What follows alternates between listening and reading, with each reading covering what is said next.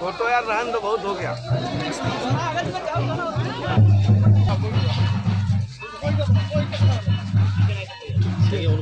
आपका मकान नहीं आया भाई हाथ रुके दिले दादा पीछे हो जाए दादा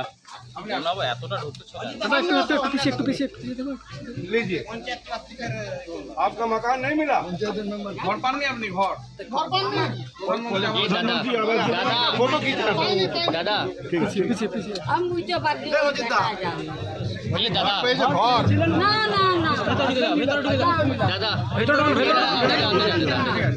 अरे अजीत देखा तुम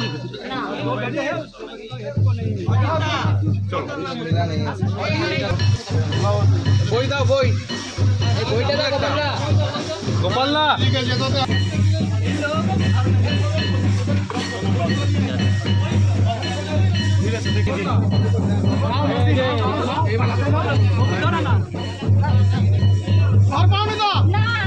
घर नहीं मिला इन लोगों को भी घर नहीं मिला। आपका घर यही है? अरे मैं सासू के वजह से घर का कुछ नहीं मिलेगा।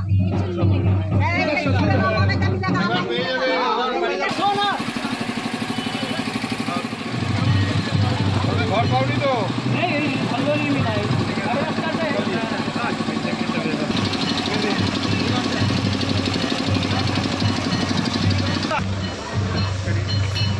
हमारे गाड़ी को तो घुराते बोल।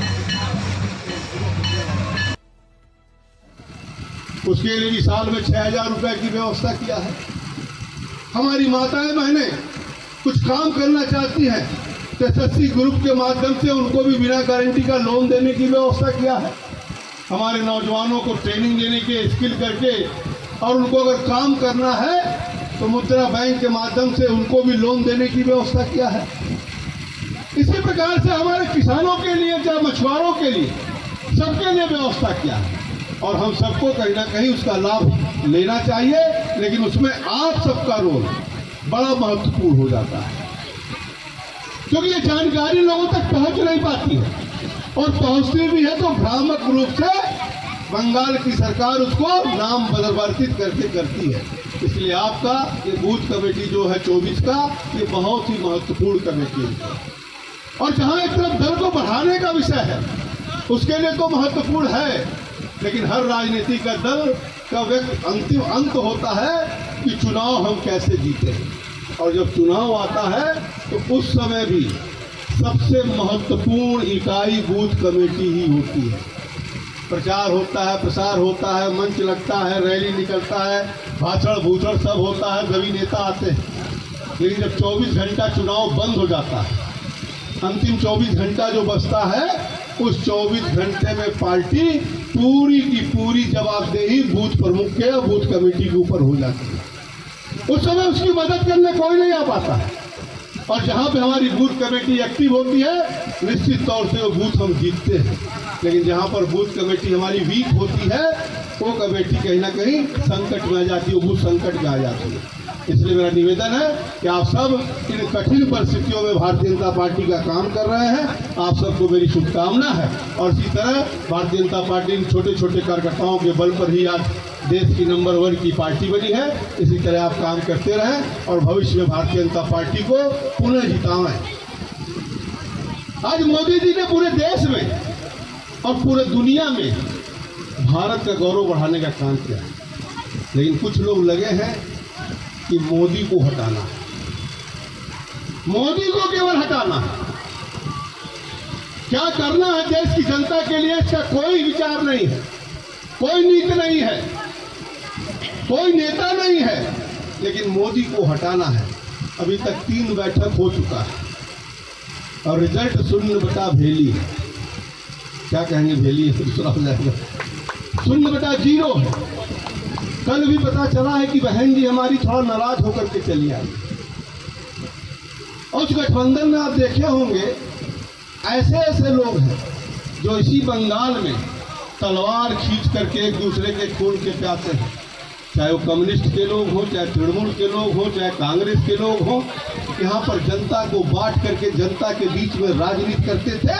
आज देश के लिए नहीं, अपने लिए आज सब एक होकर के मोदी को हटाना चाहते हैं। क्योंकि अगर पूरी सूची उठाकर आप देखेंगे, पूरी सूची उठाकर देखेंगे, जितने भी नेता उसमें हैं, अब तक का जितना भी अखबारों में आप पढ़े होंगे, जितने के ऊपर मुकदमा चल रहा है, करीब 12 लाख करोड़ का गमन का मुकदमा इन सब के ऊपर चल रहा है।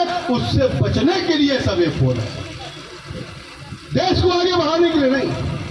उसमें देखे होंगे एक आदमी है, फोटो में देखेंगे आप लोग, नीले शर्ट वाला, खांसता रहता है, जो आज से 2-3 साल पहले ये फोटो में जो 27 देता है, सबको कहीं ना कहीं कसम खा करके जेल भिजवाने का प्रयास करता था। आज वो भी गठबंधन में, नाम मैं नहीं लूंगा, आपने समझ गया हूं। नीला शर्ट वाला है, खांसता रहता, वो भी मंच पे है मित्रों। इसलिए इससे कहीं विचलित होने की आवश्यकता नहीं है। ये कहीं ना कहीं अपने बचाव में, अपने पक्ष में करने के लिए जनता को बेवकूफ़ बना रहे हैं।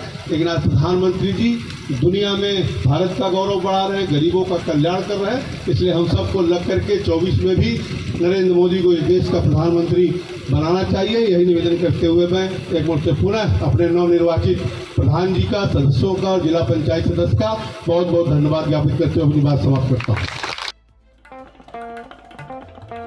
देश থেকে বিদেশ, জেলা থেকে ব্লক, রাজনীতি, খেলা, বিনোদন সমস্ত খবরে টাটকা আপডেট পেতে সাবস্ক্রাইব করুন আমাদের চ্যানেল হলদিয়া লাইভ।